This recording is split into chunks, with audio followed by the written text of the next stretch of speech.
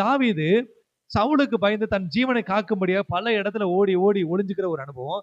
அப்படி இருக்கிற நேரத்துல எப்பொழுதும் தாவீது ஒரு காரியத்தை செஞ்சுதான் அந்த தன் வாழ்க்கையை நடத்திருப்பாரு.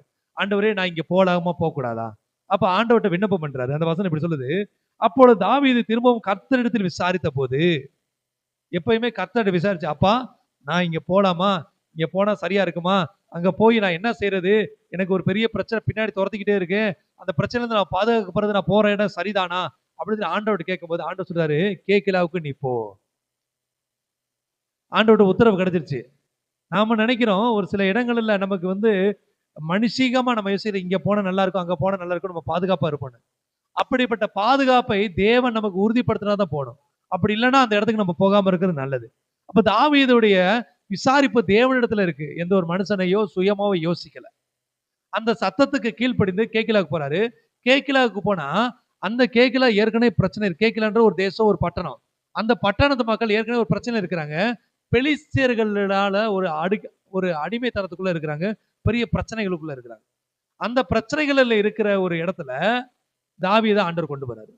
நீங்க சில நேரம் நினைப்பீங்க, நானே நிறைய பிரச்சனைகளோட எங்கேயாவது கொஞ்சம் ஓய்வு கிடைக்குமா, எங்கேயாவது கொஞ்சம் சமாதானமா இருக்கிறதுக்கு முடியுமான்னு சொல்லி தேடி போவோம்.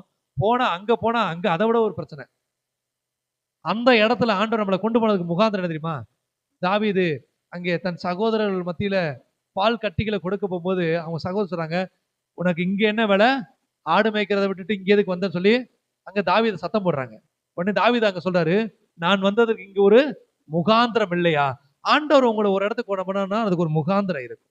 அந்த கேக்கிலா மக்கள் பெலிஸ்தருக்கு பயந்து தன் ஜீவனை காப்பதற்கு ஒவ்வொரு நாளும் உயிரோட போராடிக்கிட்டு இருக்கிறாங்க.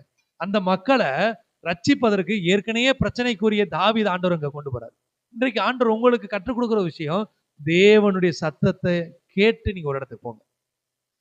அப்ப போன ஒரு இடத்துல அங்க கேக்கிலாவுக்கு அந்த வசனம் இப்படி சொல்லுது, அப்படியே தாவீது தன் மனுஷரை கூட்டிக் கொண்டு கேக்கிலாவுக்கு போய் பெலிஸ்தரோடு யுத்தம் பண்றாரு.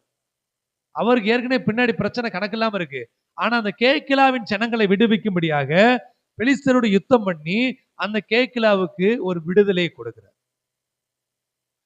பிரச்சனைகள் மத்தியில கூட ஆண்டவர் உங்களை கொண்டு அநேகருக்கு அற்புதத்தை செய்ய விரும்புகிறார். இதுதான் தேவ சத்தத்துக்கு கீழ்ப்படுகிற உங்களுக்கு தேவன் கொடுக்கிற ஒரு பெரிய பிளெஸிங்ஸ்.